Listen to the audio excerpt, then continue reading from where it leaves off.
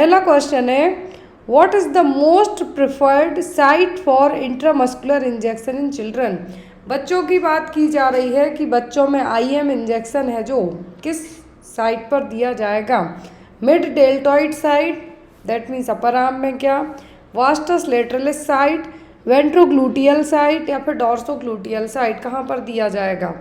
तो बच्चों की यदि बात की जाए कभी भी, वो कौन सी होती है, वो होती है वास्टस लेटरलिस मसल्स। क्या है, वास्टस लेटरलिस मसल्स। अब यहाँ पर बच्चों में यदि आईएम इंजेक्शन दिए जा रहे हैं तो इवन यदि वैक्सीन की भी बात की जाए, जो भी वैक्सीन आईएम रूट से दी जाती हैं तो वो वैक्सीन भी यहाँ पर वास्टस लेटरलिस मसल्स में ही दी जाएंगी। यदि हम एडल्ट में बात करें तो एडल्ट में है जो वेंट्रोग्लूटियल साइट पे भी दे सकते हैं आप, या फिर हम बात करें कि यदि आईएम इंजेक्शन दिया जा रहा है तो यहाँ पर आपको एग्जाम में जेट ट्रैक मेथड आती है, वो भी आईएम के लिए यूज़ की जाती है। जेट ट्रैक क्यों यूज़ की जाती है, ताकि किसी भी मेडिकेशन के कारण यदि इरिटेशन होता है तब जेट ट्रैक मेथड है जो अपनाई जाती है, ताकि लीकेज ना हो और अदर टिश्यूज़ में इरिटेशन कॉज ना हो। तो यहाँ पर आपको आईएम इंजेक्शन से यदि एग्जाम में क्वेश्चन है कितने डिग्री पे देते हैं हम, तो ये दिया जाता है 90 डिग्री के एंगल पर, इस तरीके से यहाँ पे। तो ये 90 डिग्री का कोण बनेगा जहाँ पर वहाँ इंजेक्शन दिया जाएगा। तो 4-5 क्वेश्चन है जो आपके आईएम इंजेक्शन से इंक्लूड होते हैं। एक जेट ट्रैक, बच्चों में कहाँ देंगे, बड़ों में एडल्ट्स में कहाँ देंगे, कितने डिग्री के एंगल पे देंगे, जेट ट्रैक मेथड में कौन सी मेडिकेशन यूज़ की जाती हैं जो इरिटेबल होती हैं, ऑयली फॉर्म में होती हैं, वो यहाँ पे इंट्रामस्कुलर इंजेक्शन के थ्रू ही जेट ट्रैक मेथड अपना के दिए जाते हैं। अगला क्वेश्चन है हमारा, और इवन वैक्सीन की भी बात की जाए तो जो वैक्सीन जैसे कि पेंटावेलेंट वैक्सीन हो गई जो इंट्रामस्कुलर दी जाती है तो वो भी वास्टस लेटरलिस मसल्स में ही दी जाएगी। बच्चों में विटामिन के का इंजेक्शन हो गया, वो भी वास्टस लेटरलिस मसल्स में ही दिया जाएगा। तो जितनी भी बच्चों में आईएम इंजेक्शन के थ्रू वैक्सीन हो, मेडिकेशन हो, वो सब इन्हीं मसल्स में दी जाएंगी। नेक्स्ट क्वेश्चन है हमारा, place the vital sign in order of priority for the nursing intervention.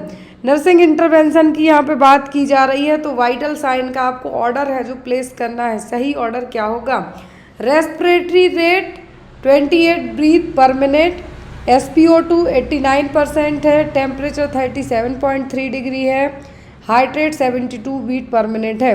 Nursing intervention यहाँ पर एज पर प्रायोरिटी की बात की जा रही है तो क्या होगा, तो यहाँ पर ये देखिए आप कि आपका सही सीक्वेंस क्या होगा।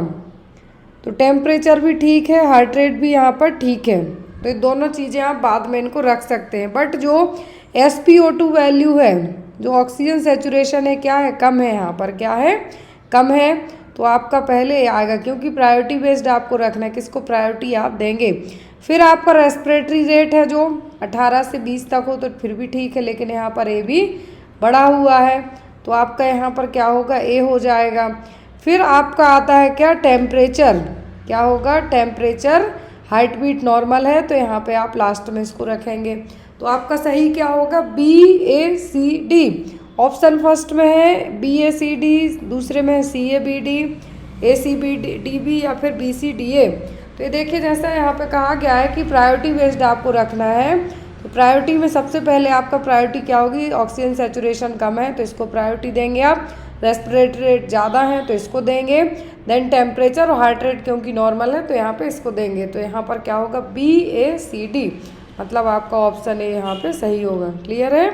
इस तरीके के क्वेश्चन राजस्थान CHO में आते हैं, MP में तो उतने नहीं आते हैं, बट राजस्थान CHO में इस तरीके के क्वेश्चन, यदि 100 क्वेश्चन है तो इस बार तो पैटर्न ही अलग है, नॉन नर्सिंग है जो इंक्लूड हो गई है तो यहाँ पर उसमें भी आपको आ सकते हैं। अगला क्वेश्चन है यहाँ पे आपको, match the list 1 with the list 2। यहाँ पे लिस्ट मैच करनी है आपको।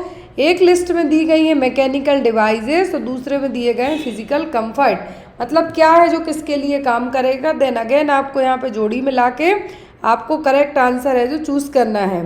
तो यहाँ पे आपका फर्स्ट मैकेनिकल डिवाइस क्या दी गई है, bed cradle, bed blocks, air cushion या फिर एयर रिंग। तो ये सभी क्या है, आपकी मैकेनिकल डिवाइस है, यहाँ पर क्या है, मैकेनिकल डिवाइस हैं। अब यहाँ पे आपको बताना है कि यहाँ पर आपका सही है जो क्या होगा।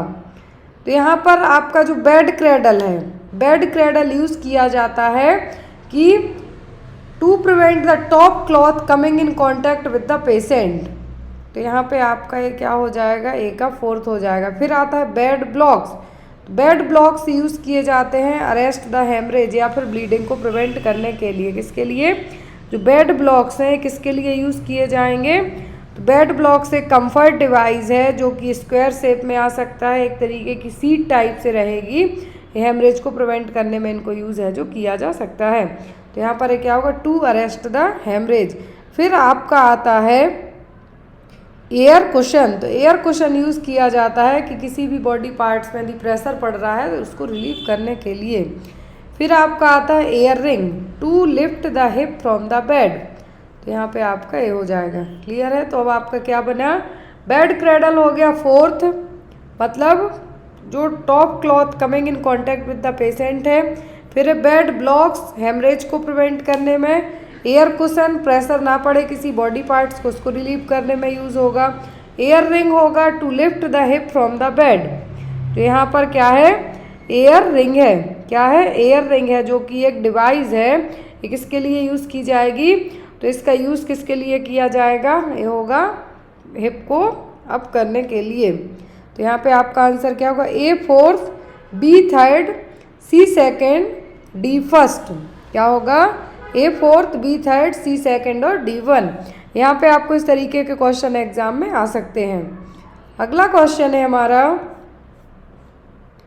इन enema the enema given to relieve the gaseous distension of abdomen by increasing peristalsis and expulsion of flatus. Flatus का मतलब बोलते हैं गैस बन रही है, फार्ट।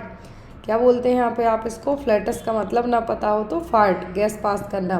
तो कौन सा एनिमा यूज़ किया जाएगा गैसियस डिस्टेंशन को रिलीव करने के लिए?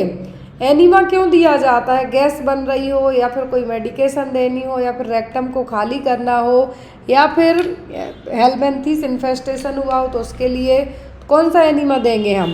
कार्मिनेटिव, कोल्ड, ग्लिसरीन या फिर एस्ट्रिंजेंट। तो जो एनिमा यहाँ पे दिया जाएगा वो होगा कार्मिनेटिव एनिमा। कौन सा? कार्मिनेटिव एनिमा यूज़ किया जाता है यदि गैस बन रही है तब। यदि एंटी हेलमेंथिक की बात की, हेलमेंथिक एनिमा भी दिया जाता है यदि हेलमेंथिक इन्फेस्टेशन हो तब। Next one is instructional objectives are also known as. तो इंस्ट्रक्शनल ऑब्जेक्टिव को क्या कहा जाता है? Specific objective, general objective, professional objective या फिर इंटरमीडिएट ऑब्जेक्टिव। इंस्ट्रक्शन मतलब इंस्ट्रक्शन किसी एक स्पेशल चीज़ को लेके दिए जाएंगे। जनरल इंस्ट्रक्शन की बात अलग है। यहाँ पे क्या कहा गया? इंस्ट्रक्शनल ऑब्जेक्टिव मतलब कोई भी यहाँ पर हम टारगेट सेट करते हैं या फिर कुछ एम बनाते हैं तो जो भी यहाँ पे क्या होंगे आपको पर्टिकुलर वे में होंगे वो कहलाते हैं स्पेसिफिक ऑब्जेक्टिव। कौन से? Specific objective. Next one is operant conditioning is a technique used in. ये आपको बहुत आती है एग्जाम में।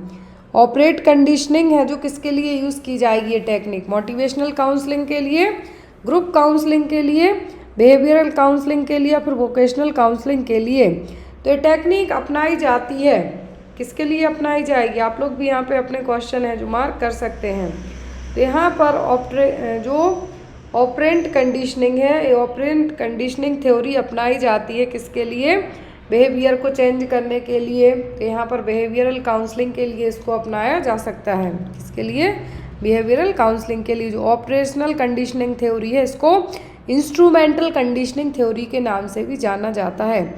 याद रखें, इसका दूसरा नाम क्या है? Instrumental conditioning theory. तो ये यूज़ की जाती है किसके लिए? इसको अपनाया जा सकता है बिहेवियर को बदलने के लिए। किसके लिए? बिहेवियर को बदलने के लिए कि यदि आपने कुछ अच्छा किया तो आपको रिवॉर्ड मिलेगा, कुछ गलत काम किया तो आपको पनिश किया जाएगा। इसका सीधा सा फोकस यही है। गुड वर्क किया आपने तो आपको क्या देंगे हम? रिवॉर्ड देंगे। क्या देंगे? रिवॉर्ड देंगे। लेकिन यदि आपने कुछ गलत किया, बैड थिंग्स की, तो यहाँ पे आपको क्या किया जाएगा? पनिश किया जाएगा। यही इस थ्योरी का मोटिव रहता है। Next one is ability of the tool to measure what it seeks to measure is called. किसी भी टूल की जो एबिलिटी है, क्षमता है मापने की, वो क्या है? वैलिडिटी, ऑब्जेक्टिविटी, रिलायबिलिटी या फिर प्रैक्टिबिलिटी। क्या कहलाएगी ये? तो ये कहलाती है रिलायबिलिटी। क्या है? Reliability. Next one, all are the components of micro teaching except. Micro teaching के कंपोनेंट सभी हैं, इसको थोड़ा सा जूम करते हैं हम, मे बी इट्स क्लियर। तो यहाँ पर माइक्रो टीचिंग के कंपोनेंट सब हैं किसी एक को छोड़कर। रिकॉर्डिंग, रिव्यूइंग, रिकॉलिंग या फिर रीडूइंग, कौन सा है जो नहीं है? माइक्रो टीचिंग के कंपोनेंट्स की बात की जा रही है, तो माइक्रो टीचिंग के कंपोनेंट्स हैं जो, वो सब कुछ हैं किसी एक को छोड़कर, तो वो होगा कौन सा?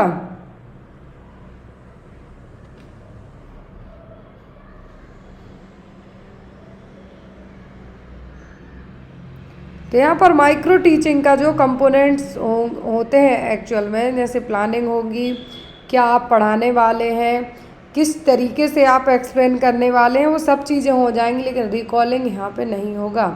रिकॉर्ड होगा, दोबारा से करना होगा, रिव्यू होगा, रीडूइंग होगा, लेकिन रिकॉलिंग यहाँ पे इसका हिस्सा नहीं होगा।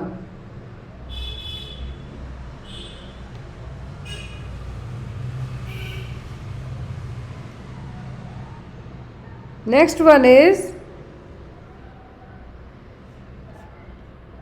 Branch of pharmacology that deals exclusively with side effect of drug. Question बहुत ही इजी है। फार्माकोलॉजी की कौन सी ब्रांच है? फार्मा में आपने मेडिसिन पढ़ी है, बनने से लेके साइड इफेक्ट होना, बॉडी से है जो एलिमिनेट होना, वो सब हमने पढ़ा है फार्मा में। लेकिन यहाँ पर एक स्पेसिफिक ब्रांच है जो ओनली ड्रग के साइड इफेक्ट के ऊपर काम करेगी। वो क्या है? फार्माकोविजिलेंस, फार्माकोपिया, फार्माकोडायनामिक्स या फिर फार्माकोकाइनेटिक्स। डायनामिक्स और काइनेटिक्स हमने बहुत पढ़ा है, तो यहाँ पे आपको इसमें कन्फ्यूज़न नहीं होना चाहिए। एक में वर्क कर रही है और एक में बॉडी हमारी किस तरीके से मेडिकेशन को एब्जॉर्ब कर रही है, वो सब होगा। तो यहाँ पर एक कहलाता है फार्माकोविजिलेंस, मतलब फार्मा की एक ऐसी ब्रांच, फार्माकोलॉजी की एक ऐसी ब्रांच जिसमें किसी भी ड्रग के साइड इफेक्ट के बारे में बात की जाए। किसके बारे में? साइड इफेक्ट के बारे में बात की जाए तो वो कहलाता है फार्माकोविजिलेंस।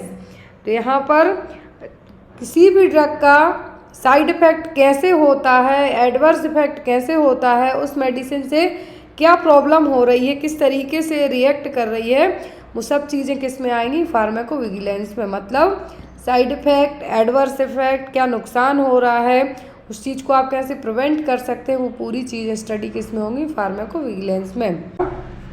अब अगेन आपको एक है जो लिस्ट दी गई है, एक में ड्रग ग्रुप है और दूसरे में ड्रग्स हैं। आपको यहाँ पे मैच करना है कि कौन सी ड्रग क्या है।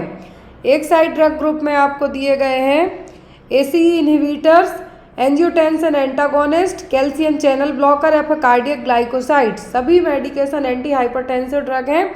अब यहाँ पर इन मेडिकेशन के नाम दिए गए हैं एक साइड, तो आपको बताना है कौन सी क्या है। तो सबसे पहली ड्रग यहाँ पर क्या दी गई है? टेल्मिस्टार्टिन, डिगॉक्सिन, कैप्टोप्रिल या फिर डिल्टियाजेम। कौन सी मेडिकेशन किस ड्रग ग्रुप का है जो यहाँ पर है? तो यहाँ पर जो पहली मेडिकेशन दी गई है क्या है? टेल्मिस्टार्टिन टैबलेट, जो कि हाई बीपी को ट्रीट करने में यूज़ की जाती है। एसी इनहिबिटर्स भी यूज़ किए जाते हैं, लेकिन एसी इनहिबिटर्स नहीं है। क्या है? एसी इनहिबिटर्स क्लास की ड्रग नहीं है। तो यहाँ पर ये कौन सी होगी? तो यहाँ पर जो टेल्मिस्टार्टिन है ये है आपकी एंजियोटेंसिन एंटागोनिस्ट। क्या है? Angiotensin antagonist. फिर जितनी भी मेडिकेशन में प्रिल जुड़ जाए, क्या है? जितनी भी मेडिकेशन में प्रिल जुड़ जाए तो ये किस क्लास की हो जाती है? एसी इनहिबिटर्स की। तो हो गई आपकी कैप्टोप्रिल।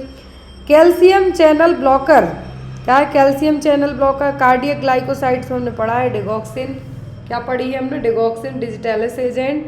अब यहाँ पे आपका बचता है क्या? कैल्शियम चैनल ब्लॉकर, तो क्या है? डिल्टियाजेम। तो यहाँ पे आपके ऑप्शन में क्या दिया गया है? ऑप्शन ये देखिए आपको नीचे है। तो यहाँ पे आपका एसी इनहिबिटर्स क्या हो गई? कैप्टोप्रिल। जो चारों मेडिकेशन है हाई बीपी को ट्रीट करने में यूज़ की जाती है। ये डिजिटालिस और जो डिगॉक्सिन है वो कब नहीं देते हैं? जब पल्स रेट कितनी चली जाए? बिलो 60 चली जाए, क्योंकि ये मरीज को यदि बिलो 60 और दे दी तो और मरीज है जो निकल लेगा। डिगॉक्सिन की टॉक्सिसिटी भी एग्जाम में आपको आती है। तो यहाँ पर आपको दूसरी है एंजियोटेंसिन एंटागोनिस्ट, मतलब क्या है? टेल्मिस्टार्टिन, मतलब बी का 1। ए का 3, यहाँ पे आप इस तरीके से इनको मैच कर सकते हैं। सी का आपको क्या है, सी का आपका आता है 4th, सी का 4th, डी का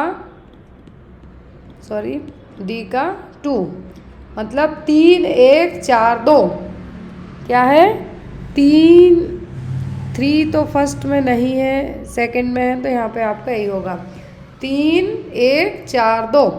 क्लियर है। अगला क्वेश्चन है, यहाँ पे आपको देखिए, choose true sentence.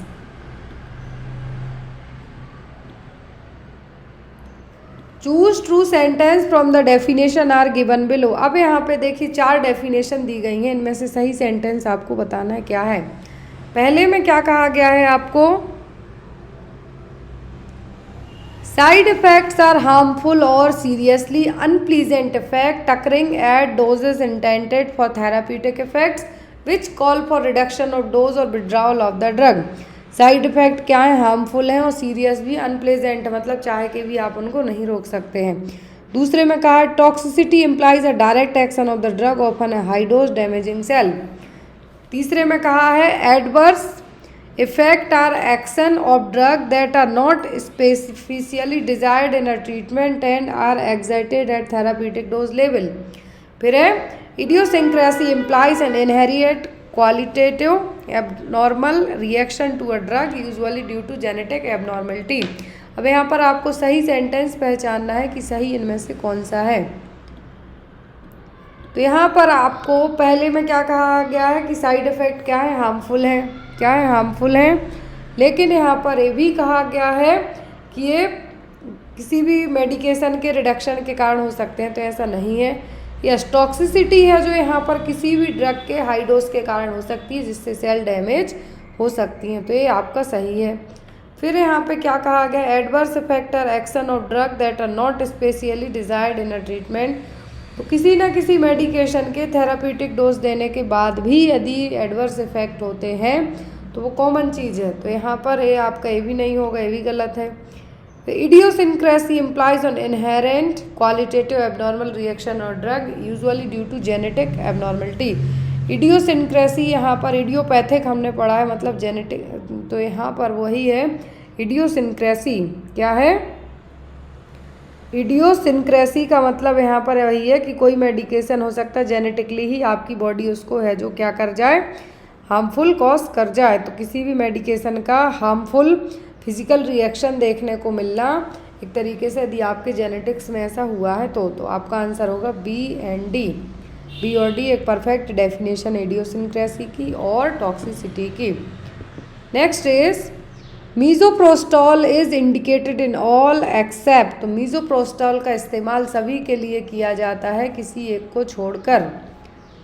Hyper hidrosis, prevention of NSAID induced gastric ulcer MTP, labour induction और सर्वाइकल राइपनिंग, किसके लिए इसका इस्तेमाल नहीं किया जाएगा मीजोप्रोस्टॉल का। मीजोप्रोस्टॉल का इस्तेमाल MTP में किया जाता है, लेबर इंड्यूस करने में, सर्वाइकल राइपनिंग में भी किया जा सकता है, लेकिन NSAID इंड्यूस्ड गैस्ट्रिक अल्सर में कभी कभी यूज़ किया जाता है, रेयरली। लेकिन हाइपर हाइड्रोसिस में इसका इस्तेमाल नहीं होगा। किसका, मीजोप्रोस्टॉल का इस्तेमाल है जो हाइपर हाइड्रोसिस में नहीं किया जाएगा।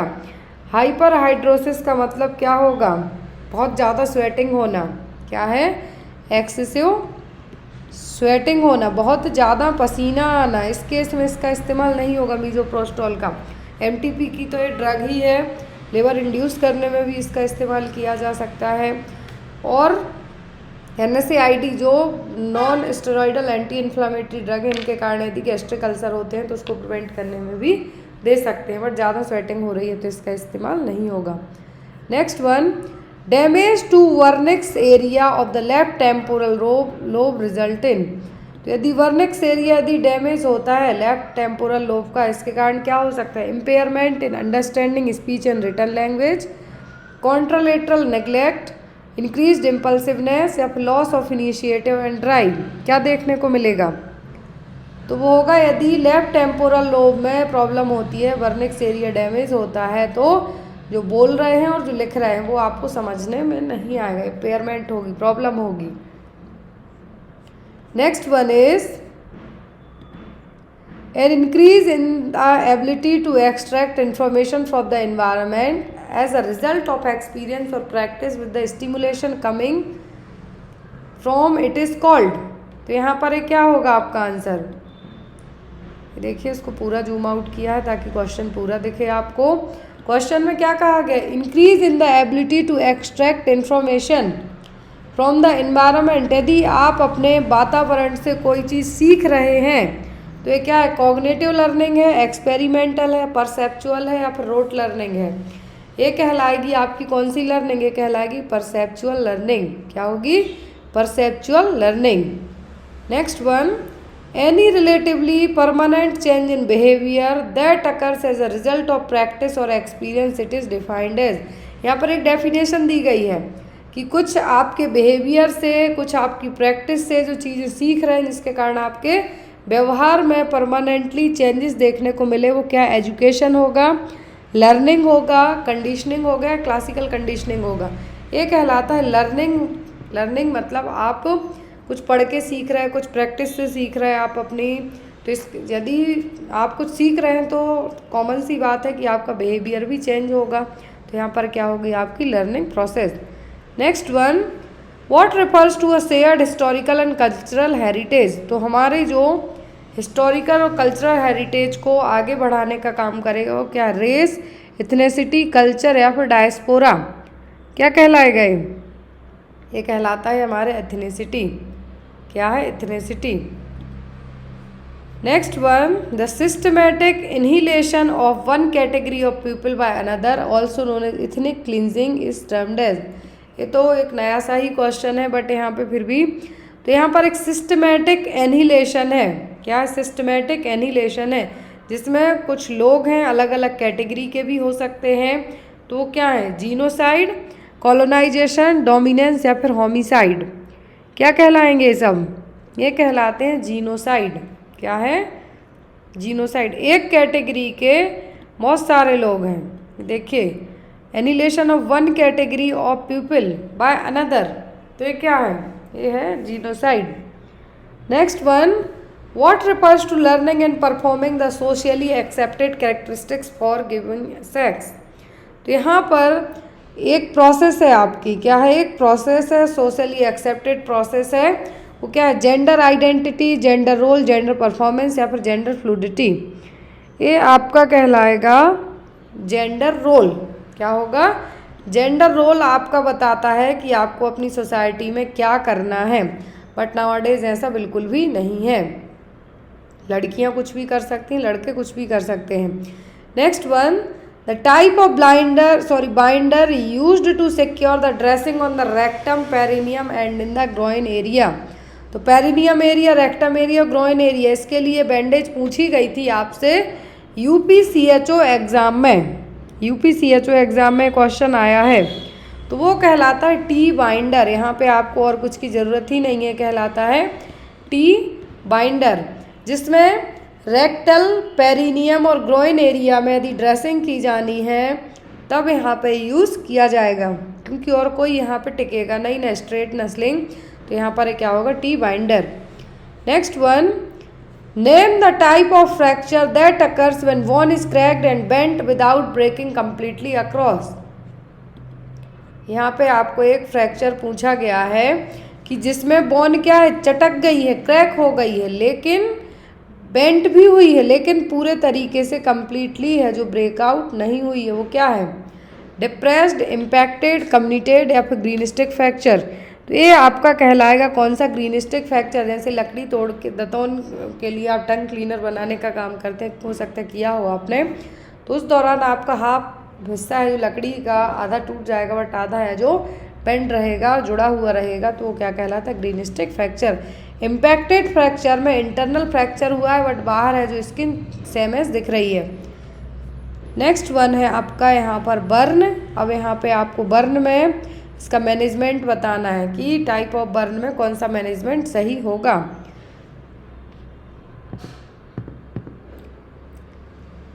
फर्स्ट टाइप बर्न है केमिकल बर्न, दूसरा इलेक्ट्रिकल, तीसरा इनहेलेशन और चौथा थर्मल बर्न। तो पहले में क्या है, टाइप ऑफ बर्न है, मतलब किससे आप जले हैं, दूसरे में मैनेज कैसे करना है आपको। तो यहाँ पर फर्स्ट ऑप्शन क्या है, immediately shut off current from main circuit. Current कहाँ से लगेगा, लाइट से। लाइट से जब करंट लग रहा है तो वो किस में आएगा, इलेक्ट्रिसिटी बर्न में। किस में, इलेक्ट्रिकल बर्न में। मतलब ये हो गया आपका allow fresh air circulation around the victim. तो यदि किसी को इनहेलेशन बर्न हुआ है, मतलब भाप से जल गए आप, तो इसके लिए आप क्या करेंगे, अपने विक्टिम को कहेंगे बाहर खुली हवा में सांस ले लो। Stop the burning process by extinguishing flames. तो कोई थर्मल बर्न, मतलब यदि आप कुछ गर्म पकड़ लिए, कुछ टच कर लिए, तो स्कैल्डेड बर्न कहलाता है, लेकिन यहाँ पर आप थर्मल बर्न की कैटेगरी आएगी। फिर wash the site with plain water with soda bicarb, ये कहलाता है केमिकल बर्न। तो अब आपका आंसर यहाँ पे कौन सा बनेगा, एक आपका तो फोर्थ हो गया कि जहाँ पर भी आप केमिकल बर्न में कहते हैं कि केमिकल गिर जाए उस एरिया को वॉश करते रहिए कंटिन्यूअस, तो यहाँ पर वो हो गया। फिर इलेक्ट्रिकल में यदि आपको इलेक्ट्रिसिटी से हो रहा हो तो जहाँ भी जो मेन सोर्स है लाइट का उसको बंद करेंगे। फिर आपका इनहेलेशन, मतलब कुछ आप भाप से या कुछ इस तरीके से बर्न हुए हैं तो फ्रेश एयर में चले गए। थर्मल में जिस चीज़ से आग लगने का खतरा है या जले हैं आप उस चीज़ को स्टॉप कर दें, बंद कर दें, तो वो हो गया। तो यहाँ पे आपके जो ऑप्शन बैठ रहे हैं वो होगा ए का 4, बी का 1, सी का 2, डी का 3। क्लियर है। Next one is which staining technique can not demonstrate spirochaetes.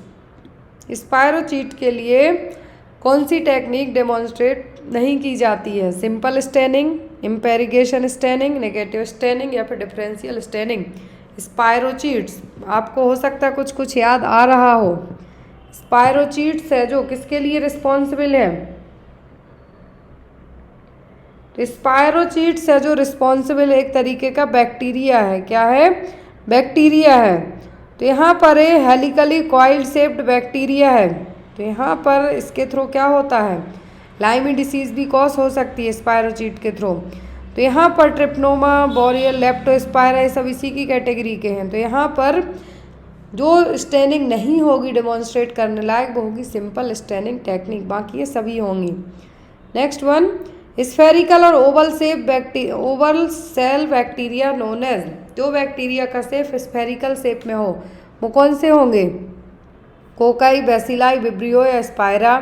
तो ये होते हैं कोकाई बैक्टीरिया। कौन से, कोकाई, जो कि स्पाइरल शेप में या फिर ओवल शेप में रहेंगे। Next is actinomycetes are. ये हमने पढ़ा है क्वेश्चन जब आफ्टर दैट कोविड के बाद एक फंगल इन्फेक्शन हुआ था। एक्टिनोमाइसाइट्स, तो यहाँ पर क्या है, bacteria that are cell wall deficient, do not have stable morphology, flexuous spiral formed bacteria, branching filamentous bacteria, फिर बैक्टीरिया प्रेजेंटेड इन क्यूनिफॉर्म। कौन से बैक्टीरिया है यहाँ पर, ये हैं ब्रांचिंग फिलामेंटस बैक्टीरिया। क्या है, ब्रांचिंग फिलामेंटस बैक्टीरिया। एक चीज़ और है इस क्वेश्चन पेपर की खास बात ये है, आपकी पूरी नर्सिंग के क्वेश्चन है जिसमें microbiology, biotechnology, nutrition, OBG, MSN, CHN, psychiatric सब कवर हो जाने हैं। Next one, bacteria which can synthesize all their organic compound are called. कौन से बैक्टीरिया है जो हर एक तरीके से सिंथेसाइज हो सकते हैं ऑर्गेनिक वे में।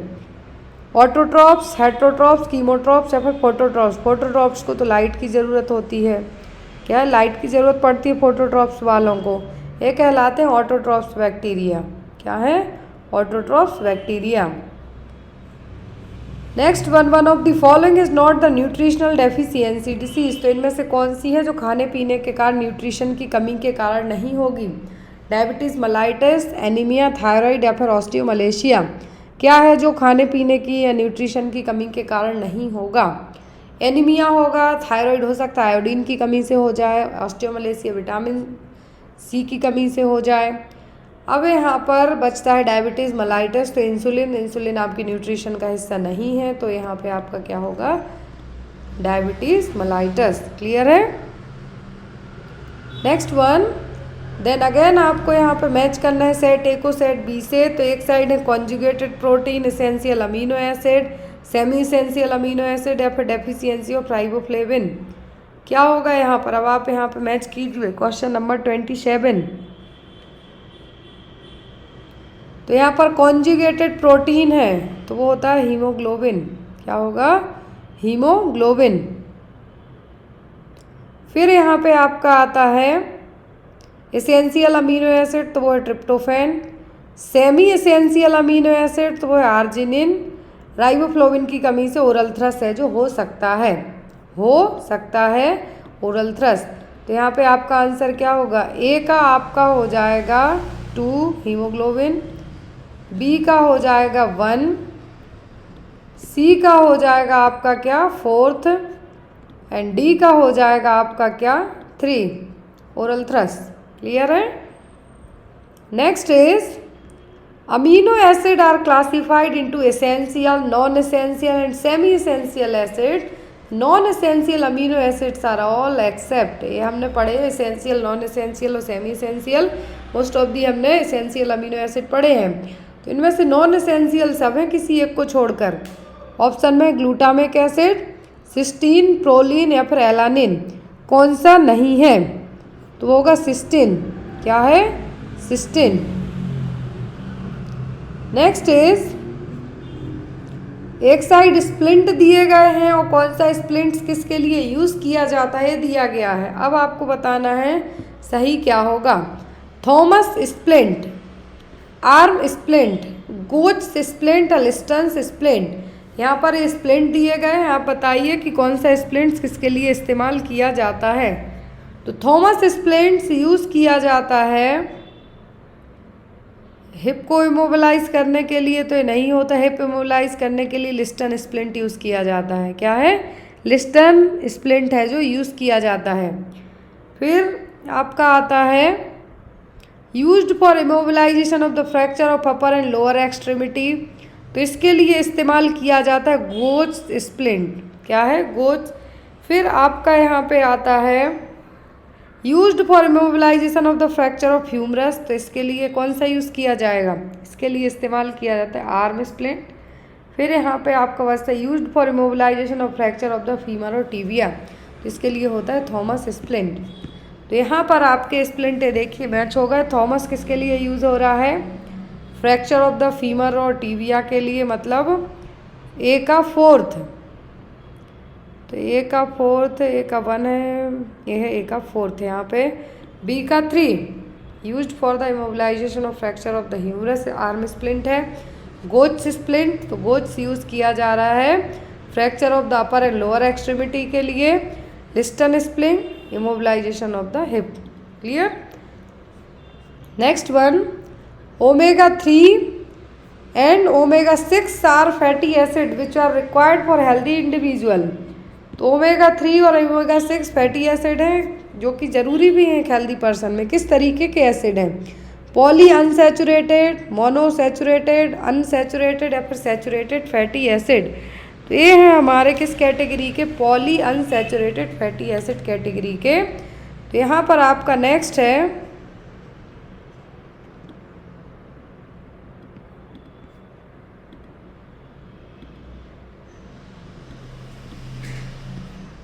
The basic steps in conducting an RCT includes the following. RCT के बेसिक स्टेप्स क्या हैं? रेंडमाइजेशन, सिलेक्टिंग रेफरेंस, पॉपुलेशन और मैनिपुलेशन। दूसरा ऑप्शन है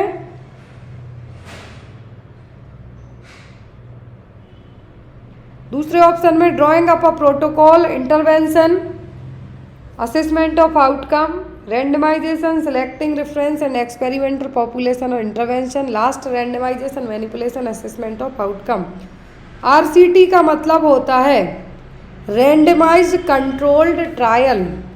याद रखें रेंडमाइज्ड, आप लोग लिख लीजिए क्योंकि यहाँ पे तो उतना प्रॉपर मैं नहीं लिख पाऊँगी। रेंडमाइज्ड कंट्रोल्ड ट्रायल तो आरसीटी रिसर्च में यूज़ किया जा रहा है। तो यहाँ पे किसके लिए होगा? आरसीटी यहाँ पर इस्तेमाल किया जाएगा randomization, selecting reference and experimental population and intervention के लिए इसका इस्तेमाल किया जाएगा। RCT, randomized control trial. Next है epidemiological determinants are age and host environment. इसमें तो आपको कंफ्यूज होने की ज़रूरत ही नहीं है। Agent host environment transmission, agent host incubation period या फिर environmental transmission incubation period and clinical features. सही आंसर आपका क्या होगा, ये तो मैं आपके लिए छोड़ूंगी। यदि ट्रायंगल पूछें तो एजेंट होस्ट इन्वायरमेंट। अब यहाँ पे आपको बताना है डिटर्मिनेंट्स क्या हैं। डिटर्मिनेंट्स एपिडेमियोलॉजी के क्या होंगे, आपका या तो फर्स्ट होगा या फोर्थ होगा, दो में से आप आंसर कीजिए। अगला क्वेश्चन है what is a neglect public health issue in many tropical and सब ट्रॉपिकल कंट्रीज़। तो पब्लिक का जो एक इशू है, चाहे वो ट्रॉपिकल एरिया हो, अच्छे कंट्रीज़ हों, मतलब कि डेवलप्ड हों या अंडर डेवलप्ड हों, मेन इशू क्या है निगलेक्शन का, पॉइजनिंग, स्नैक बाइट, फॉल्स या फिर बर्न। तो मेन इशू यहाँ पर है आपका स्नैक बाइट, नेग्लेक्टेड है और ये नेग्लेक्टेड पब्लिक हेल्थ इशू है मैनी ट्रॉपिकल और सब ट्रॉपिकल कंट्रीज़ में, वो है स्नैक बाइट। गिरना, जलना, पॉइजन, इनसे आप सबको बचा सकते, लेकिन एक स्नैक बाइट ऐसी चीज़ है पता नहीं कहाँ से लहलहाते हुए वो चले आए। Next one, which ICTC provides training to staff of existing health facilities on counselling and testing services of HIV। कौन सी ICTC प्रोवाइड कराती है HIV के रिगार्डिंग टेस्टिंग और काउंसलिंग के लिए training? Stand loan ICTC, FICTC, mobile ICTC या फिर fixed facility ICTC? क्या है, कौन सी ICTC है जो प्रोवाइड करवाएगी? बहुत ही FICTC, जिसके तहत जो भी HIV के क्या होनी है, काउंसलिंग होना है या फिर टेस्ट होना है उसके लिए, तो ये कौन होगा, वो कहलाएगा आपका F facility integrated counselling and testing centre. क्या है यहाँ पर आपका फैसिलिटी का यहाँ पर F का मतलब यहाँ पर क्या है, facility integrated counselling and testing centre, जिसके तहत जो integrated counselling and testing centre है, F जो फैसिलिटी इंटीग्रेटेड है, वो यहाँ पर जो भी टेस्टिंग होनी है, HIV के लिए काउंसलिंग होनी है, जो भी यहाँ पर ट्रैवल टाइम रहा है या फिर कहाँ से किस तरीके से, तो वो सब यहाँ पे किस में होगा, FICTC के तहत स्टाफ है जो उसको ट्रेनिंग करेगा। Next one, which vaccine can be given to children between 1 to 5 year of age who has never been vaccinated. यदि बच्चे को वैक्सीन नहीं लगा है, यदि किसी बच्चे को 1 से 5 साल की उम्र तक कोई सा भी वैक्सीन नहीं लगा है, तब बच्चे को कौन सा वैक्सीन है जो दिया जाएगा? ऑप्शन में है यहाँ पर आपको 3 dose of DPT OPV 1 month apart along with booster dose after 6 months, measles 2 dose 2 ml vitamin A solution, या फिर DPT 1 OPV 1 measles and 2 ml of vitamin A solution, first second third dose of DPT या फिर measles OPV vitamin a solution और DPT booster dose. तो मैं यहाँ पे बता दूँ 1 से 5 साल की उम्र तक बच्चों के मोस्ट ऑफ दी वैक्सीन है जो कंप्लीट हो जाते हैं। तो यहाँ पर वो होते हैं DPT के 3 डोज हो जाएंगे, OPV का पहला डोज है, उसके साथ ही साथ बूस्टर भी हो जाएगा 6 महीने के बाद, मीजल्स के दोनों डोज दे दिए जाएंगे और 2 ml विटामिन ए सॉल्यूशन है जो दिया जाएगा। तो यदि किसी बच्चे को 1 से 5 साल की उम्र तक कोई वैक्सीन नहीं लगा है तो यहाँ पर इतने उसको दिए जाएंगे। क्लियर? नेक्स्ट वन, क्योंकि DPT का जो पेंटावेलेंट है 6, 10, 14 वीक्स में दे दिया जाता है, ओरल पोलियो वैक्सीन का 0 है तो जन्म के समय दे दिया जाता है, फिर 1 महीने का हो तो फर्स्ट दिया जाता है, विटामिन ए दिया जाता है सॉल्यूशन 9 महीने में, जब मीजल्स दिया जाता है 9 के बाद में 3 महीने का ब्रेक दे के 12 महीने की उम्र के बाद है जो दूसरा डोज दे देते हैं।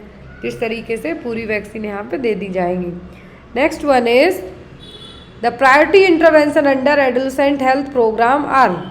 तो प्रायोरिटी इंटरवेंशन क्या होगी एडोलसेंट हेल्थ प्रोग्राम में? AFHCS, WIFS, outreach activities, facility based counselling, menstrual hygiene scheme, adolescent nutritional menstrual hygiene, adolescent health cleaning, counselling and prevention of health checkup या फिर ARSH, सर्विसेज, WIFS, VHND या फिर health checkups, क्या यहाँ पे included रहेगा? तो वो होगा यहाँ पर एडोलेसेंट हेल्थ प्रोग्राम के तहत एडोलेसेंट न्यूट्रिशन, मेंस्ट्रुअल हाइजीन, इसकी भी योजनाएं हैं, जैसे कि एक सबला योजना है, एडोलेसेंट हेल्थ क्लिनिक, काउंसलिंग और हेल्थ चेकअप यहाँ पे इसका हिस्सा रहेंगे। क्लियर? RBSK राष्ट्रीय बाल स्वास्थ्य कार्यक्रम, RKSK राष्ट्रीय किशोर स्वास्थ्य कार्यक्रम, ये सब इन्हीं के लिए है। RKSK स्पेशली RMNCH+A है जो यहाँ पर +A इंक्लूड होता है एडोलेसेंट हेल्थ के लिए। Next is national health protection scheme is flagship program under. तो नेशनल हेल्थ प्रोटेक्शन स्कीम है किस प्रोग्राम के तहत है? National family planning welfare program, health and wellness centre, Pradhan Mantri Jan Arogya Yojana या फिर आयुष्मान भारत, ये सभी स्कीम एग्जाम में आपको आती हैं। तो नेशनल हेल्थ प्रोटेक्शन स्कीम हिस्सा है आयुष्मान भारत योजना का। किसका? आयुष्मान भारत योजना का हिस्सा है। तो यहाँ पर जो आयुष्मान भारत योजना है क्या है? आयुष्मान भारत योजना या फिर आयुष्मान भारत डिजिटल मिशन के नाम से भी नाउअडेज इसको जानने लगे हैं। इसको प्रधानमंत्री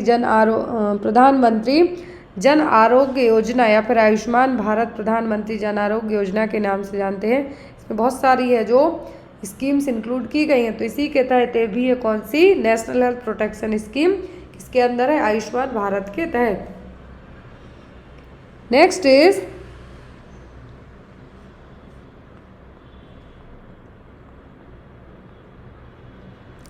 principal health outcomes of family planning include the following. तो प्रिंसिपल हेल्थ आउटकम है फैमिली प्लानिंग के तहत कौन से? Women's health, fetal health, infant and child health, mother and child health, small family norm, eligible couple, mother and child health, couple protection है, target couple, women and child welfare, contraception, small family norms. तो यहाँ पर आपका जो small family norms है, family planning services किसके लिए होंगी? जिसमें वुमेन की हेल्थ भी रहेगी, आउटकम निकल के आएंगे। मतलब फैमिली प्लानिंग यदि अपनाए तो क्या क्या आउटकम निकल के आएंगे? तो वो होगा एक महिला की हेल्थ, फीटल हेल्थ, इन्फेंट और चिल्ड्रंस हेल्थ, ये यहाँ पे इसका हिस्सा रहेंगे। Next one, main health problems affecting health of the mother and child in India are.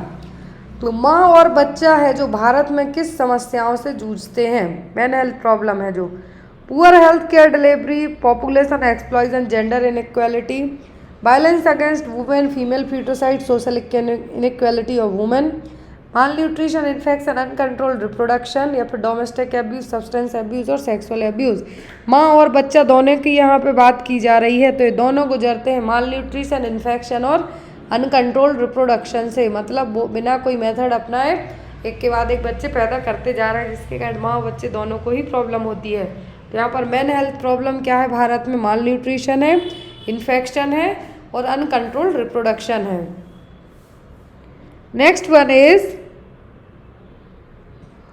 The term neonate who is appropriate for gestational age would be born at. तो neonate word use किया जा रहा है। तो बच्चा कितने हफ्ते के बाद पैदा हुआ होगा? 36 week 5 days with birth weight 2.45 kg। बच्चे की जो यहाँ पर न्यूनेट के लिए एक टर्म न्यूनेट की बात की जा रही है। मतलब बच्चा कितने हफ्ते के बाद पैदा होगा? 37 हफ्ते के बाद ही पैदा हुआ होगा। तो ये तो नहीं होगा। दूसरे में है 39 weeks with birth weight 2.45 kg। मतलब इंडियन बच्चे का वजन 2500 ग्राम तो नॉर्मल ही है, 2500 ग्राम से 3 kg तक का, मतलब 2.5 kg। तो ये भी नहीं होगा, ये भी बच्चा टर्म न्यूनेट में है, तो ये भी अंडर वेट है थोड़ा सा।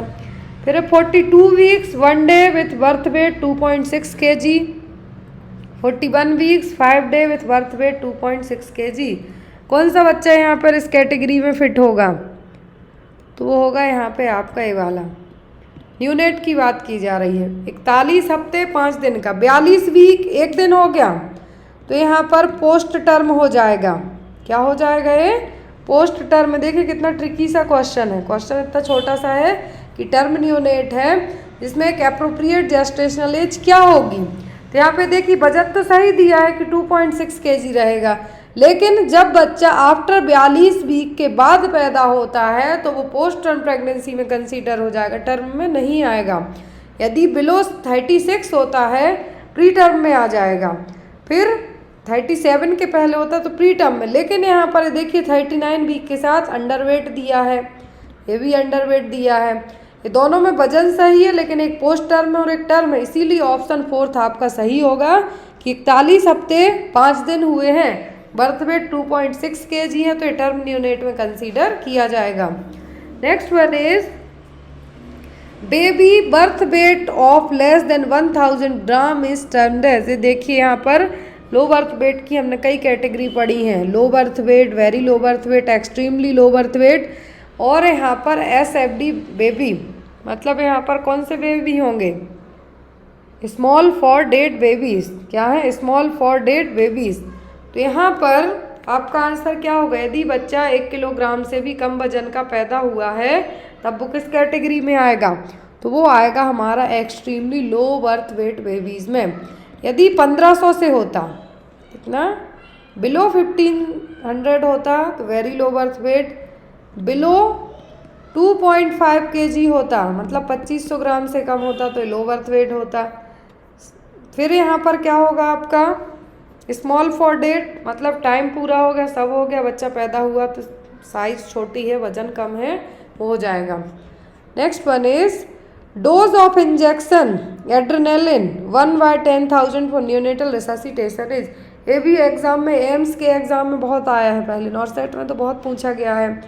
तो यहाँ पर इंजेक्शन एड्रेनालिन का न्यूनेटल रिससिटेशन में कितना डोज होगा, यहाँ पर वैल्यू भी बताई गई है। तो ये यहाँ पर होता है आपका 0.1 to 0.3 ml पर kg बॉडी वेट। क्या है, पर kg बॉडी वेट के हिसाब से 0.1 to 0.3 ml पर kg body weight. Next is flag sign is the clinical feature seen in. बच्चे के हेयर हैं झंडे टाइप देखने को मिलेंगे पीछे से, तो ये किस में देखने को मिलेगा, marasmus, iron deficiency anaemia, kwashiorkor या फिर आयोडीन डेफिशिएंसी। तो ना आयरन में होगा ना आयोडीन में होगा, ये आपको बताना है मरासमस में होगा कि क्वाशियोरकर में होगा, किस में होगा, ये होता है क्वाशियोरकर में। किस में, क्वाशियोरकर में। Next one, 4 essential components of tetralogy of Fallot are. Tetralogy of Fallot में हार्ट का शेप कैसा दिखाई देता है, बूट शेप्ड। कैसा, बूट शेप्ड। अब यहाँ पे आपको बताना है कौन से 4 कंपोनेंट्स इसका हिस्सा हैं। एक तो होता है पल्मोनरी स्टेनोसिस, दूसरा होता है वेंट्रिकुलर सेप्टल डिफेक्ट, फिर होता है right ventricular hypertrophy, overriding of the aorta. अब यहाँ पर वो चारों कौन से हैं, तो वो आपके होंगे लास्ट में।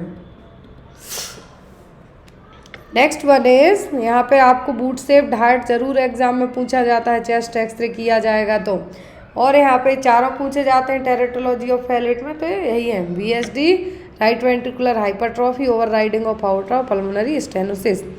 Next one is injection soda bicarbonate should be diluted in. Soda bicarbonate को किस में डाइल्यूट किया जाता है, नॉर्मल सलाइन में, डेक्सट्रोज सॉल्यूशन, रिंगर लैक्टेट या फिर डिस्टिल वाटर में। तो यहाँ पर जो सोडा क्या है, सोडा बाइकार्बोनेट है, क्या है, सोडा बाइकार्बोनेट इंजेक्शन है। सोडा बाइकार्बोनेट इंजेक्शन को मेटाबॉलिक एसिडोसिस को ट्रीट करने में यूज़ किया जाता है, तो यदि हमारे शरीर में बहुत ज़्यादा एसिड बन जाए तब, तो ये यहाँ पर डाइल्यूट किया जाता है किसमें, डिस्टिल वाटर में। Next one is iron supplementation is contraindicated in which of the condition. किस केस में आयरन सप्लीमेंटेशन नहीं दिए जाएंगे, कॉन्ट्राइंडिकेटेड होंगे, आयरन डेफिशिएंसी एनीमिया में, सिकल सेल एनीमिया में, थैलेसीमिया में या फिर एप्लास्टिक एनीमिया में। आपने अभी तक तो यही पढ़ा, एनीमिया की कंडीशन हो जाए तो आयरन दे दो तो ठीक हो जाएगा, फॉलिक एसिड दे दो, लेकिन यहाँ पर देखिए किस केस में हमें नहीं दे सकते हैं, iron deficiency anaemia, sickle cell, तो ये नहीं दे सकते हैं हम किस में, थैलेसीमिया में। किस में नहीं दे सकते हैं, थैलेसीमिया में है जो हम आयरन नहीं दे सकते हैं, याद रखिए आप, क्या है, थैलेसीमिया में आयरन है जो हम नहीं दे सकते हैं। Next one, premature closure of the skull suture is termed as, ये भी हमने कई बार पढ़ा है। यदि स्कल के सूचर्स समय से पहले क्लोज हो जाते हैं, क्या है, समय के पहले यदि ये सूचर्स क्लोज हो जाएं तो क्या है, माइक्रोसेफेली, मैक्रोसेफेली। माइक्रो का मतलब होता है छोटे हेड साइज, मैक्रो मतलब लार्ज हेड साइज। क्रेनियोस्टेनोसिस या फिर न्यूरोसाइटोस्क्लेरोसिस, तो ये कहलाता है craniosynostosis. Next one, infant with a body weight of 10 kg and kept nil per oral for surgery, how much IV fluid should be administered per hour to the child? यदि बच्चे का वजन है जो 10 किलोग्राम है, उसको क्या रखा गया है, नील पर ओरल रखा गया है किसी सर्जरी के लिए, तो कितना IV फ्लूइड आप बच्चे को देंगे, तो वो दिया जाता है 40 ml पर आवर के हिसाब से, क्योंकि बच्चे का वजन कितना है, 10 किलोग्राम है। तो यहाँ पर जो फ्लूइड का वॉल्यूम आप देंगे बच्चे को पर आवर के हिसाब से, वो कितना होगा, 40 ml। Next one, knee chest position is given in cyanotic spell because, cyanotic spell का मतलब होता है, बच्चों में भी ये देखने को मिलता है, बड़ों में भी देखने को मिल सकता है।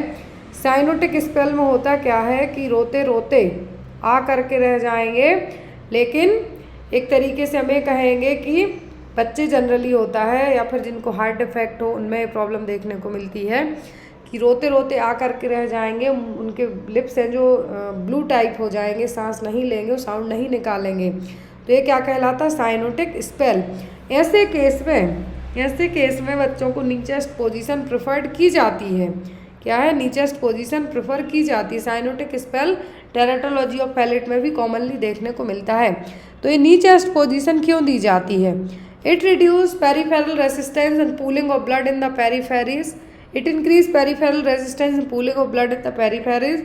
It increases right to left side या फिर it increases peripheral vasodilatation। क्यों यहाँ पर ये पोजीशन है जो इस्तेमाल की जाती है, क्योंकि यहाँ पर पेरिफेरल रेजिस्टेंस बढ़ेगा, ब्लड है जो पेरिफेरीज में जाके भरेगा, जिसके कारण जो बच्चे को जो ऑक्सीजन की सप्लाई भी रुक जाती है उस दौरान कुछ समय के लिए, तो वो कंप्लीट होगी। टेराटोलॉजी ऑफ पैलेट या फिर कंजेनाइटल हार्ट डिफेक्ट या फिर कॉमनली बच्चों में देखने को मिलता है, बच्चों की उम्र जब 2 साल से कम हो, आपने सुना होगा बच्चा रोते रोते सांस चढ़ा लिया है, तो ये वही है। लेकिन इसको मैनेज कैसे किया जाता है, या तो बैक साइड है जो आप 1-2 बार उसको पुश करिए, या फिर उसको नीचेस्ट पोजीशन में बिठाइए, क्योंकि उस दौरान बच्चा है जो उसको तो अता पता कुछ नहीं रहता, मैनेज आपको करना पड़ेगा। Next one, human milk contains how many gram of protein, तो ह्यूमन मिल्क में कितना प्रोटीन होता है, ऑप्शन में है आपको 2.2 ग्राम पर 100 ml, 1.1 ग्राम पर 100 ml, या फिर 3.3 ग्राम पर 100 ml, या फिर 4.4 ग्राम पर 100 ml। कितना प्रोटीन होता है ह्यूमन मिल्क में, तो ये होता है 1.1 ग्राम पर 100 ml। 100 ml में 1.1 gram protein. Next one, psychosexual stage of development of a toddler is, ये यहाँ पर एरिक एरेक्शन की स्टेज है, क्या है, एरेक्शन की स्टेज है। तो इसमें साइकोसेक्सुअल स्टेज किस एज में देखने को मिलेगी, ओरल स्टेज में, सॉरी टोडलर में जो साइकोसेक्सुअल स्टेज है वो कौन सी होगी, ओरल स्टेज, जेनाइटल, फैलिक या फिर एनल स्टेज। ये हमने बहुत पढ़ी हैं, कई एग्जाम में आई भी हैं। तो ये होती है एनल स्टेज, क्या है, साइकोसेक्सुअल स्टेज, क्या है यहाँ पर आपकी साइकोसेक्सुअल स्टेज ऑफ डेवलपमेंट है, sorry psychosexual stage of development किसने दी थी, एरिक्सन ने नहीं, सिगमंड फ्रूड ने, सॉरी फॉर दैट। तो यहाँ पर सिगमंड के द्वारा ये जो दी गई थी, क्या है, सिगमंड के द्वारा दी गई थी। ओरल स्टेज है किसके लिए, इन्फेंट के लिए, किसके लिए, इन्फेंट के लिए। टोडलर के लिए क्या है, एनल स्टेज, क्या है, एनल स्टेज। फैलिक स्टेज होती है जो प्री स्कूलर होते हैं, क्या है, प्री स्कूलर मतलब 3 से 6 साल के। फिर आपकी आती है कौन सी, जेनाइटल, तो जो प्यूबर्टी एज में रहेगी। Next one, asphyxia refers to a combination of, asphyxia में किस किस का कॉम्बिनेशन देखने को मिलेगा, ऑप्शन में है आपको hypoxia, hypercarbia and metabolic acidosis, hypoxia, hypercarbia, hypoglycaemia, hypoxia, hypercarbia, फिर हाइपोथर्मिया, फिर hypoxia, hypercarbia and hyperthermia. Asphyxia का मतलब आपको पता है कि जो ऑक्सीजन का लेवल है क्या होगा, कम होगा। मतलब यहाँ पे ऑक्सीजन का लेवल कम हो रहा, मतलब क्या हो गया, हाइपोक्सिया। ये क्योंकि सब में दिया हुआ है, कॉमन है। फिर आपका आता है जब ऑक्सीजन की कमी होती है तो CO2 का लेवल हमारे शरीर में बढ़ता है, तो वो हो जाएगा आपका हाइपरकार्बिया और मेटाबॉलिक एसिडोसिस। तो आंसर आपका होगा क्या, ए, हाइपोक्सिया, हाइपरकार्बिया और metabolic acidosis. Glycaemia, thermia, hypothermia, हाइपरेशन नहीं होगा। Next one is simian crease is a characteristics feature of which syndrome. Simian crease किस में देखने को मिलेगी, ग्लिन-रेयर syndrome, Down syndrome, sick sinus syndrome या फिर नेफ्रोटिक सिंड्रोम में किस में देखने को मिलेगा ये सिमियन क्रीज। ये देखिए जो सिमियन क्रीज है क्या है, सिमियन क्रीज देखने को मिलता है जनरली डाउन सिंड्रोम वाले बच्चों में। हथेलियों पे देखिए आप, नॉर्मल बच्चे की हथेली देखेंगे और उनकी हथेली देखेंगे तो जो हमारे हाथों में नॉर्मल पाम क्रीजेज है वो देखने को मिलेंगी, जबकि जो डाउन सिंड्रोम वाले बच्चे हैं क्या हैं, डाउन सिंड्रोम वाले बच्चे उनमें एक ही लाइन देखने को मिलेगी। इस तरीके से यहाँ पे आपको हाथ में अभी कैसे बना के बताऊँ, तो ये देखिए हमारे हाथों में नॉर्मली इस तरीके से रेखाएं हैं, लेकिन जो डाउन सिंड्रोम वाले होते हैं उनमें एक ही लाइन रहेगी, वो कहलाती है simian crease. Next one, father of psychiatric. ये मैंने आपको कुछ दिन पहले पढ़ा है, ऑनलाइन जो क्लास हुई थी उसमें बताया था। साइकेट्रिक के जनक कौन है, साइकेट्रिक के जनक कौन है, एस्किपियाडिस, फिलिप पेनेल, पाइथागोरस या फिर साइफोर्ड वियर्स, कौन है यहाँ पर। इसका आंसर भी आप लोग बताएंगे कि फादर ऑफ साइकेट्री क्या है, फादर ऑफ साइकेट्रिक के जो जनक है वो कौन है।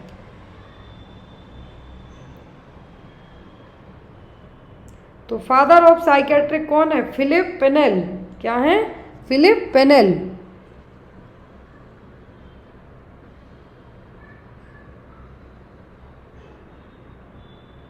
नेक्स्ट वन इज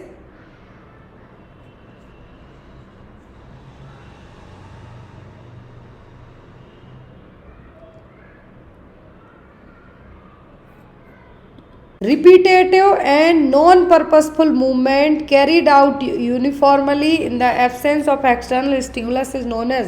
बाहर कुछ भी है ही नहीं, क्या है, बाहर का कुछ है ही नहीं, एब्सेंस ऑफ एक्सटर्नल स्टिमुलस है, लेकिन आप बार बार, और जो नॉन पर्पसफुल मतलब जरूरी ही नहीं है वो मूवमेंट करते हैं, वो क्या है, मैनरिज्म, ट्रिमर्स, प्रिजर्वेशन या फिर स्टीरियोटाइप्स, क्या कहलाए गए, ये कहलाता है आपका स्टीरियोटाइप। क्या होगा, stereotype. Next one, which neurotransmitter is involve in movement, pain, perception and memory.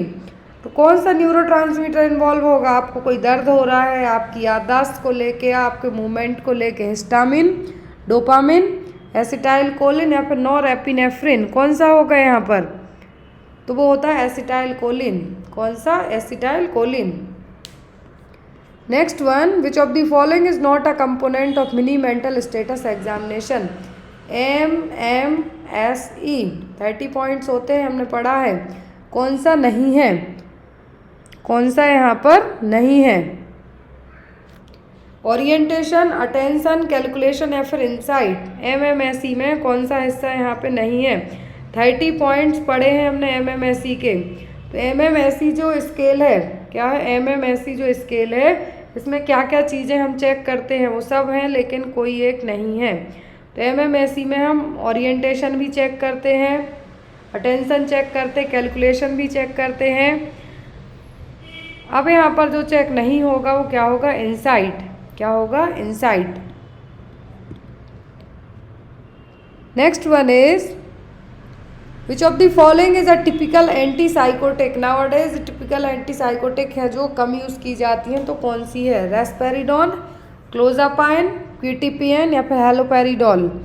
तो यहाँ पर जो होगी वो होगी हेलोपेरिडोल। आर्टिपिकल और टिपिकल एंटी साइकोटिक ड्रग होती हैं, तो यहाँ पर जो टिपिकल एंटी साइकोटिक है क्या है, हेलोपेरिडोल। कॉमनली जेट्रैक मेथड के थ्रू इसको एडमिनिस्टर किया जाता है, ओरली भी अवेलेबल है।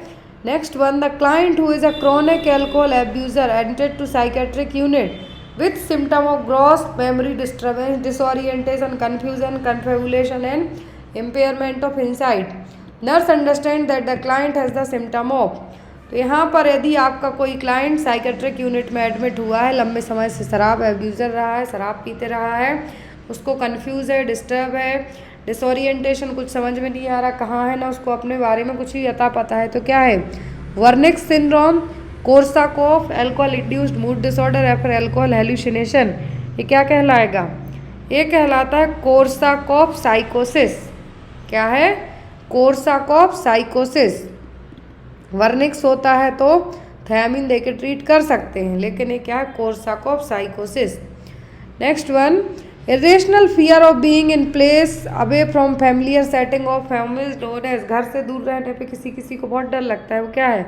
अगोराफोबिया, सोशल फोबिया, एक्रोफोबिया, फिर एल्गोफोबिया। कौन सा फोबिया कहलाएगा अपने घर बाहर घर से दूर रहने में? वो कहलाता है agoraphobia. Next one, which of the following is not a neurotic disorder, इनमें से न्यूरोटिक डिसऑर्डर कौन सा नहीं है?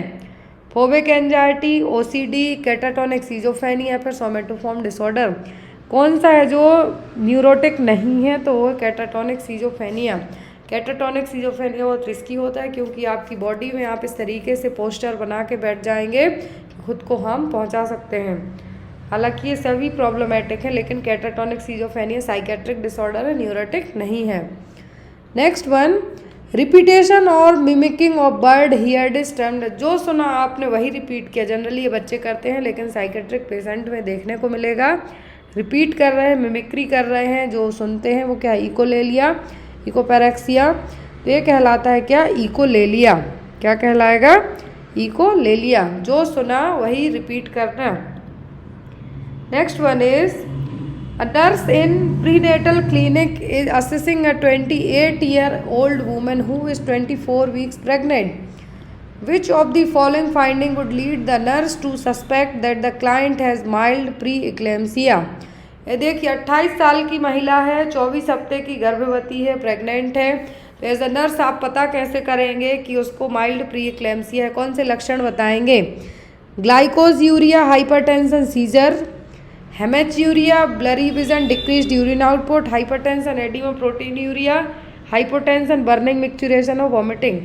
माइल्ड प्रीएक्लेम्सिया मतलब बीपी क्या हो रहा है? हाई हो रहा है, तो ये हाइपोटेंशन आपका नहीं होगा। क्लियर? इस तरीके से आप जो आपके सामने ऑप्शन रहते हैं उनको कट करना सीखिए। फिर सीजर्स आपके एक्लेम्सिया में आएंगे, प्री में नहीं आएंगे, तो ये ऑप्शन भी गया आपका। Urine output, urine output blurry vision होता है प्री एक्लेम्सिया में, लेकिन सीवियर में होगा तो ये भी नहीं होगा। अब बचता है आपका बीपी हाई होना, स्वेलिंग होगी और प्रोटीन यूरिया देखने को मिलेगा। क्लियर?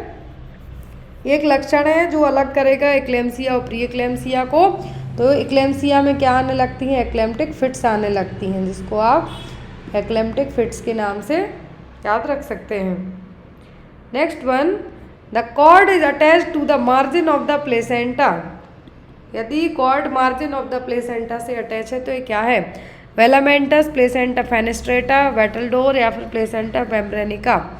तो ये कहलाएगा आपका वेटलडोर प्लेसेंटा। यदि प्लेसेंटा अटैच, जो कॉर्ड है, अम्लाइकल कॉर्ड है, प्लेसेंटा के मार्जिन एरिया से अटैच है, तो ये क्या है? Battledore placenta. Next one is, rooming in concept means. तो रूमिंग इन का मतलब क्या होगा? Keeping baby in cradle and mother giving care, placing mother and baby together where the mother provides care, baby is entered in an ICU, mother goes to provide care, baby kept with other newborn and midwife provide care. Rooming इनका मतलब होता है माँ और बच्चे को एक साथ रखना। क्या है? माँ और बच्चे को एक साथ रखना।